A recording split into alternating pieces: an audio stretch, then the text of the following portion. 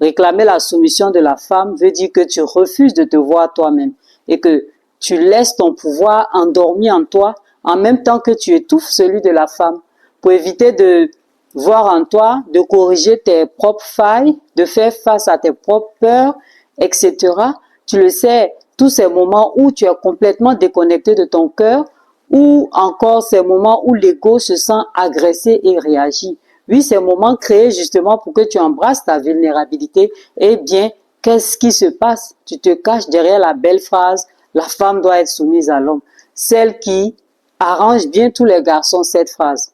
Les mâles dominants, ceux qui se font appeler des hommes, mais ne se comportent pas comme des hommes quand vis-à-vis de la femme, ils réclament la soumission, là où ils ne devraient qu'accueillir et respecter la femme pour ce qu'elle est et représente dans le couple. Hélas, tu passes toujours à côté quand au lieu d'accueillir, tu juges et qu'au lieu de contacter ton sens de discernement en restant connecté à la femme, tu te coupes d'elle en lui réclamant la soumission et toutes ces choses qui pourtant te sont livrées sur un plateau d'argent quand tu acceptes de te connecter à toi-même pour voir que c'est parce que tu n'as pas encore fait ce qu'il faut en toi que tu continues de réclamer la soumission de la femme. Quand tu verras ce que la femme représente pour toi et que tu comprendras ce que tu es pour la femme, je t'assure que tu seras la dernière personne à vouloir qu'elle te soit soumise. En tout cas, pas de cette façon dont la société te l'a inculqué et t'emmène à réclamer. L'idéologie de la soumission de la femme repose sur l'idée que les femmes doivent être subordonnées aux hommes, que ce soit dans la sphère familiale, sociale ou politique. Elle est souvent justifiée par des arguments culturels, religieux ou biologiques.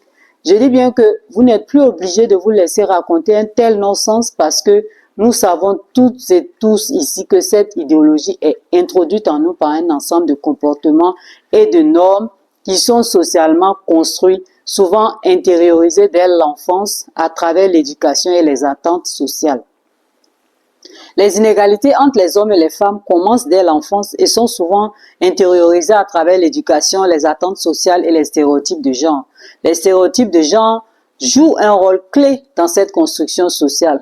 Par exemple, les garçons sont souvent encouragés à être forts et indépendants, tandis que les filles sont poussées vers des comportements plus dociles et protecteurs. Le retour à soi règle tout le problème de l'inégalité entre les hommes et les femmes.